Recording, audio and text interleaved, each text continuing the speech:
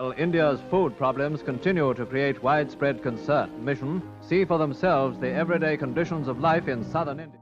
1960s के time पे India पे मेजर फेमाइंस है। हमारी हालत इतनी खराब हो गई थी कि हमें दुनिया भर से हेल्प मांगनी पड़ी। इंडियन ऑफिशियल्स ने यूएसए से प्राइवेट में बार बार हेल्प मांगी ताकि हमें वीट मिल सके, और ये वही समय था तब यूएसए ने इंडिया को सुअरों को खिलाने वाला वीट दिया था। इंडिया टोटली फॉरेन एड्स पे डिपेंडेंट हो गया था अपनी पॉपुलेशन को फीड करने के लिए। उस टाइम में सच में इंडिया की हालत बहुत ज्यादा खराब थी।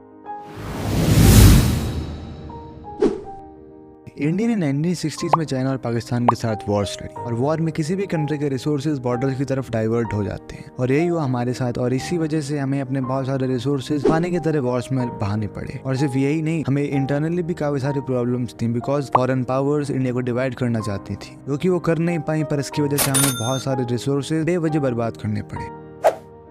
कॉलोनियल रूल के टाइम पे ब्रिटिशर्स ने इंडियन फार्मर्स को फोर्स करा था कमर्शियल क्रॉप्स उगाने के लिए, और जब भी कमर्शियल क्रॉप्स किसी लैंड पे ग्रो करी जाती हैं तो वो लैंड बेकार हो जाता है बहुत लंबे समय के लिए। हम उस पे फूड क्रॉप्स नहीं ग्रो कर सकते बहुत ही लॉन्ग टाइम के लिए। 1960s में भी हमें इस चीज के कॉन्सिक्वेंसेस देखने को मिले।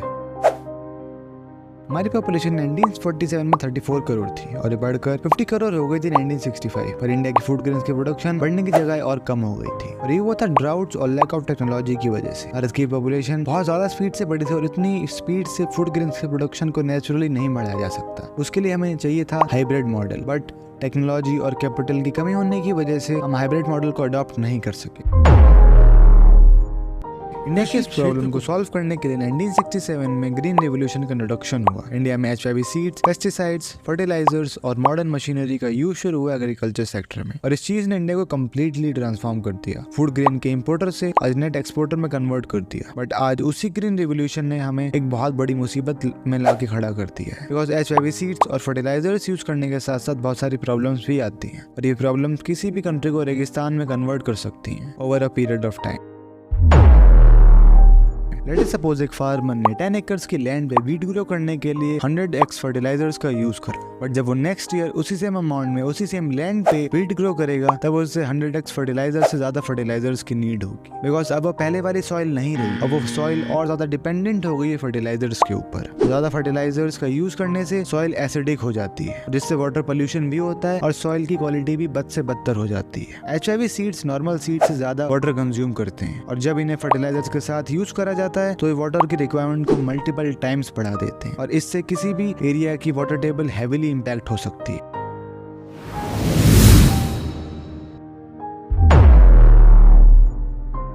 जैसे जंगल में एक पूरा इकोसिस्टम वर्क करता है, वैसे फार्मिंग में भी एक पूरा इकोसिस्टम वर्क करता था। लेट अस सपोज एक फार्मर ने अपने फील्ड में वीट ग्रो करा, उस वीट पे जो पेस्ट होंगे, जो कीड़े होंगे, उनको कौन खाएगी? उनको खाएगी चिड़िया। But when farmer starts using fertilizers and pesticides, अब उस फील्ड में चिड़िया नहीं आएगी, बिकॉज अब उसमें पेस्टिसाइड्स का यूज हो रहा है जो कि चिड़िया के लिए हार्मफुल है, और इससे बर्ड्स की पॉपुलेशन पे भी एक हैवी इंपैक्ट पड़ता है, और इसके बाद ये पूरा इकोसिस्टम बर्बाद हो जाता है, और फिर इसको रिकवर करने के लिए बहुत लंबा समय लगता है, और इतने समय तक कोई भी फार्मर वेट नहीं कर सकता, इसलिए वो मजबूर हो जाता है पेस्टिसाइड्स और फर्टिलाइजर्स का यूज करने के लिए।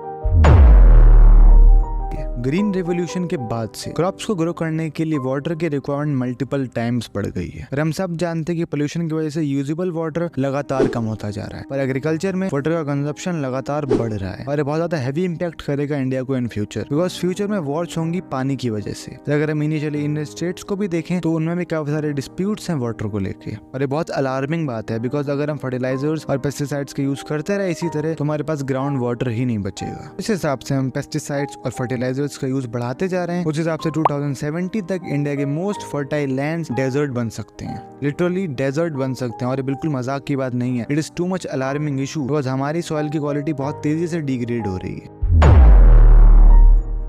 इस चीज को रोकने के लिए हमें राइस फीड सिस्टम को खत्म करना होगा, और कम वाटर कंज्यूम करने वाली और कम फर्टिलाइजर्स कंज्यूम करने वाली क्रॉप्स जैसे मिलेट्स पे फोकस करना होगा। और हम सिक्किम से बहुत कुछ सीख सकते हैं इस टॉपिक में, because it is the fully organic state of India, और सिक्किम की गवर्नमेंट ने इस प्रोसेस को धीरे धीरे अप्लाई करा, जिस वजह से क्रॉप प्रोडक्शन में भी कोई कमी नहीं आई, और फार्मर्स की इनकम भी बहुत ज्यादा बढ़ गई, इवन मल्टीपल टाइम्स ग्रो हुई फार्मर्स की इनकम। लोगों को लगता है कि अगर फर्टिलाइजर्स और पेस्टिसाइड्स का यूज एकदम से बंद कर दिया जाएगा तो क्रॉप प्रोडक्शन में मल्टीपल टाइम्स गिरावट आएगी, पर ऐसा नहीं है बिकॉज सिक्किम की तरह अगर इस प्रोसेस को धीरे धीरे अप्लाई करा जाए तो प्रोडक्शन में भी कोई ज्यादा इम्पैक्ट नहीं आएगा और फार्मर्स की इनकम भी मल्टीपल टाइम्स ग्रो होगी। और अगर इसे रैपिडली अप्लाई करा जाए तो there will be negative consequences. तो आई होप आपको वीडियो पसंद आया होगा। मिलते हैं एक और ऐसी इन्फॉर्मेटिव वीडियो के साथ, तब तक के लिए जय हिंद।